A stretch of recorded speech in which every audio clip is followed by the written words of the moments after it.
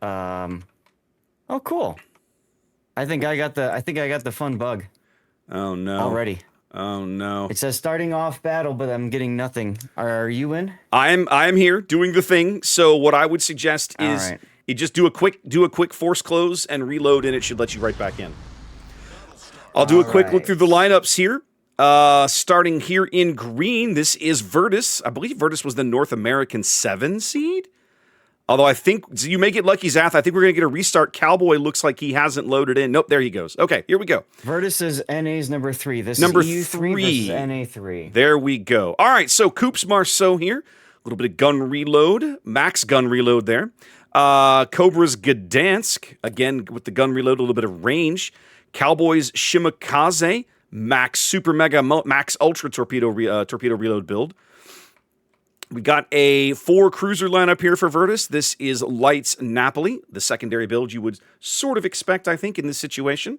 All Cruise Moskva, unique upgrade, and RPF on a Moskva. That's an interesting choice.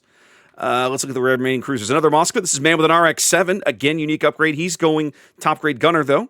And then over here, headed towards the far western flank, this is Holsch's San Martin, RPF, and radar, and all the shenanigans that come with a San Martin.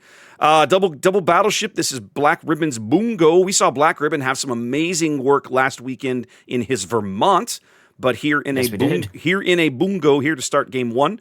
And Danny loves his Ruggiero de Loria, all the way back here, headed over towards the sea flank. Going to have some early action here around the BCAT. Did you get back in? I'm back in. So on the south, we've got Lulu and the Gdansk about to run into Coops Marceau. Yep. And Cobra's Gdansk as well. So he's doing the smoke and radar trick. Just built for your typical gun and range. We got the Sheep's Shimakaze. Pretty much the same idea. Full torpedo spec heading towards the decap with John the Ruthless's Ragnar behind in tow. And Lucar's Marseille, who's already using main battery reload booster to try to get as much damage in on these early spots as possible. Gang Barang smoking himself up in the unique upgrade Venezia, doing the same thing. I like that play.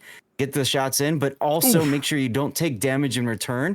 That's right. That was Cobra getting some big hits there. I think that was Gang Barang's Sap Salvo. I think it was. Deepest Dungeon is in a unique upgrade Yamato. I don't think I've seen a Yamato the entire duration of this tournament so far. Yeah, I agree. Wow.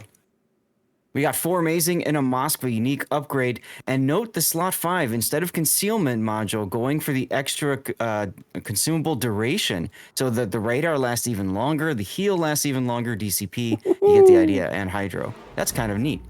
We got McDastard's Big Something in the Ohio. Typical build for Ohio. And then finally, Malamu all the way on the one line in a San Martin. Well, Zath, the early action at the BCAP not leaving both teams a fairly scathed, let us say. The initial Marceau versus Gdansk contact cost each ship about 6,000 or 8,000 hit points, but it's the salvos on Cobra's Gdansk that were super impactful there. Definitely a massive SAP hit there out of Gangbarang's Venezia. And right now, we watch Danny Loves his Ruggiero de Loria dunking 4 Amazing's Moskva for about 10-12K right through his deck armor with that big old SAP. Yeah, according to my damage meter, it's actually the Marseille that got the big hit there. That was Lucar with 11K nice on the Gdansk. Yeah. Nice.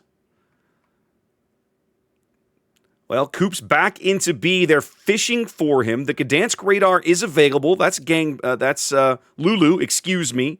But his radar not ticking right now. He's probably going to pop it as he comes around the island here.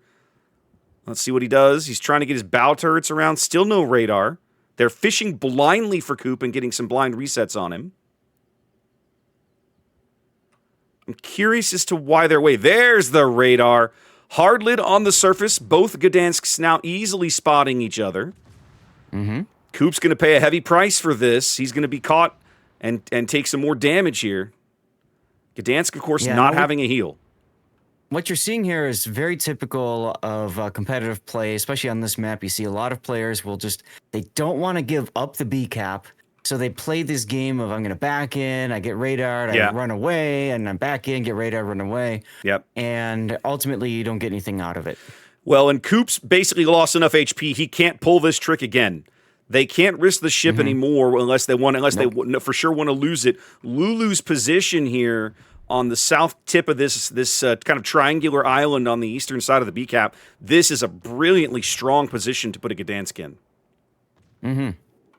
Yeah, he can just move forward out of danger if he needs to, and you can see right now he's farming Mammoth and RX-7's Moskva without even being spotted. So yeah, absolutely. I love how Coop needs to find a way to do that to Formazing's Moskva, but I don't think he can. I don't think he can. I love how we're playing the giant San Martin reversing game over at A, but have a look at Sheep's Shimakaze Zath. Look how deep they have shoved this guy. Cowboy in big trouble here over on the 9 line. Yeah, we got the Ragnar and Shimakaze combo working their way up, and that's going to possibly be first blood for Rain. It should be. Cowboy, I say Cowboy should go out right there, and he does. Pairing Jean the Ruthless's Ragnar with a Smoke Destroyer in Sheep Shimakaze pays big dividends over here. Rain able to penetrate very far north up the 10 line. Yeah, the Ragnar Shimakaze combo is very nice for just mobility. I kind of like how they did that instead of the traditional Death Snail. And we didn't even talk about the banned ships, so no, we didn't get a chance to talk about them. I've flashed the graphic a couple of times just so folks can see it. Yeah. Holsch's San Martin taking a big salvo over in the A cap, Dastert's Ohio, keeping him honest. Malamo.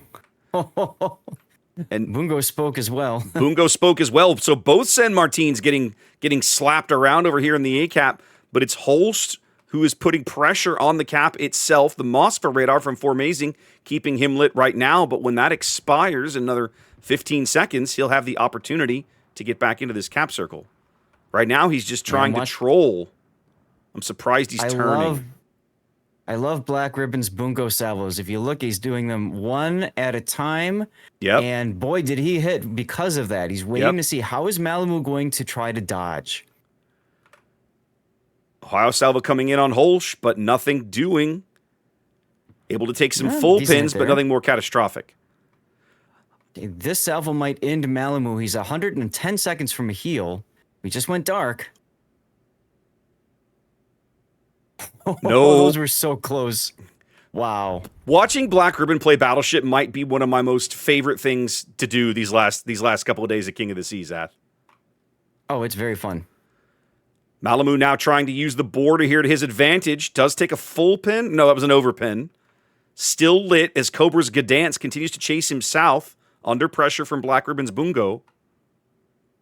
I like that play. I do too. They know they got to get this San Martin out. They're trying another overpin. Malamu absolutely trying to maximize his border riding here as Cobra's opens up with his main battery. I'm a little dubious of this play, Zath. They get him. Now Cobra has to find a way to make sure he doesn't die. He'll be fine. It'll buff right out. That's a very important kill for VRTUS. It allows them to grab the A cap as well. That is a big deal. The B cap remains uncontested. Rain has a tremendous amount of force over here on the right-hand side of the map. Very easy to see all of their ships pressuring the C cap. It's a 6-on-4 over there. And VRTUS go ahead. I'm very curious to see how VRTUS is going to respond to this. Well, VRTUS is slowly losing the attrition war, Zath. They're upside down right now, about 80,000 HP, and they're continuing to fall. We got Venezia SAP falling on All-Crew's deck. He actually bounced some of that, shockingly. But they have chosen him. He's 100% the pick target over here. John's Ragnar doing the spotting as the other destroyers are getting these shots for free. Yeah, Rain's got a really nice position here. Keep in mind that VRTUS is ticking up 2 caps to 1, but that doesn't matter once they start losing ships. Nope, and All-Crew's gonna go out here shortly. He's trying to survive to his next heal, but it's not gonna happen. Nope.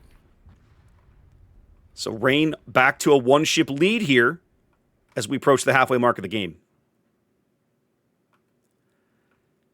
Now with the A cap done, Zath, it's going to allow VRTUS to redeploy some assets, and they're already well en route. Yeah, Yeah. That's the hard part about this map is you typically swing wide for the flanks, and then now you win one flank, you got to get everybody back, and that takes a while. In which case, you're telling your team on the other side, just hold on, don't Yep. die, do your best. We believe in you. With the Moskva gone, the sea cap is wide open. No problem for Rain to get in there and pick that up shortly. No vision. They can't. Not able to force vision over here on any of these destroyers. Go ahead. I was very curious about Deepest Dungeon's Yamato, and so far he's done 56,000 damage to the Loria, and 21,000 to VRTUS's. That's Mammoth and RX-7's Moskva. So very impactful. Black Ribbon's Bungo steaming through the A cap. I'm wondering. That's a big piece, Zath. I'm wondering what they're going to do with him. Do you think they're going to bring him around the south? Behind the Ohio, yeah. Yeah, I think they're going to bring him around the south side of Thunderdome and threaten these ships from astern. I think that has to be the play here. Mm-hmm. VRTUS well aware they're going to lose C. Once the Moskva goes down, they have no way to stop it. Light Beam's Napoli taking some big Ohio hits right there. Danny Loves' Loria looks to be the next pick target between the Marseille and John's Ragnar over here harassing him as he runs for the map border as well. Yeah, they absolutely want them off. But what's interesting, though, is Danilovs continues to slap Lucar's Marseille. Lucar is going to force to stop and go dark and heal for a little bit. Play it safe. Gangvrang just got smacked a bit, too. Yeah, Napoli had an AP salvo go out and reach out and touch the Gangbarang's Venezia. The health gap has now increased all the way out to about 100K. They know exactly where Holsch's San Martin is as the Yamato gets some shells into him right there. Dunks him a little bit. Stern turret's inbound. Overpens. Mm-hmm. Cobra is taken now on radar. And Black Ribbon as well. There goes the Loria. We knew that was coming. Coop caught on radar now. Coop was coming. I'm not sure where he was going, but he's caught on Moskva radar now. Gdansk torpedoes coming in astern of the Moskva and the Ohio. That's a pretty good salvo. He does land about 4 or 5 of those. That's a very good salvo. Good damage. Not catastrophic damage, but useful damage. Now Coop just open watering here. He might as well. He's on radar anyway. Curious what they're trying to do with Holsch's San Martin, because I feel like he's a little bit too far exposed right now. He definitely was. The Yamato made him pay for it for sure. Well, here comes the next Yamato salvo. Well, I was going to say, as RX-7 now takes an AP salvo, I think from the Marseille. He's trying to give back as well. The Bungo now making his move. Here comes Black Ribbon. Yeah, we got to follow these shells. Dastard knowing exactly where to put those shells, getting good overpins through the bow as the Bungo speaks. Oh, very nice shot. 40,000 point salvo. They're sandwiching these guys at the same time. Here comes Holsch's move, and the Yamato denies it. He just dies. The Yamato just says, no, those are my teammates, sir. Nope, you ain't getting that. Are you not entertained, ladies and gentlemen? Wow. Rain was ready for that play. Amazing's Moskva now in a bit of a pickle here. Got to probably try to duck into Thunderdome to preserve his ship as he gets clapped right through the stern. Really good Gdansk torpedoes coming in on Black Ribbon, but he's Japanese battleship, so not catastrophic damage there. And it's Gdansk torpedoes. The big problem though is, okay, so once this is done, Black Ribbon's dead. I mean, there's really nothing else that can be done about this. He's 100% going out here. And I don't even know if he can kill Formazing in time. Let's see. Whoa! I bet he can. Well, goodness gracious. This thing called the Yamato. Yeah. Which just took him down. Goodness gracious, Zath. So... It's a bloodbath, but I'll tell you what, that's a decisive one. That's a decisive one for Rain, right? VRTUS is, VRTUS, we're 80 seconds here from a Rain win. VRTUS upside down 3 ships in the cap. They're not getting back into this game. Because Manfred and RX-7 is going to go down, just went down. They might get Lucar in this smoke. He's on 37 HP in there, so you have to believe that's going to happen. You have to believe they're going to pick him up, and there he is. But at the end of the day, this is going to end up being Rain's game. But goodness gracious, VRTUS with a big play there. Moving the Bungo up and putting tons of pressure on those guys. Oh, yeah. They made Rain work for this win. It's cliche to say at this point, right? But obviously, the early kill on Cowboy here, way up in D9, the big play of the match, right? Because from there, the whole thing just starts to spiral out of control a little bit for VRTUS. They do win the ACAP, they win the entire western flank, but in the end, it's not enough here in game 1. That's right. That's right. Well, go back to our best of 5 screen, everybody. Best of 5 screen. That's right. And get prepped for our next game.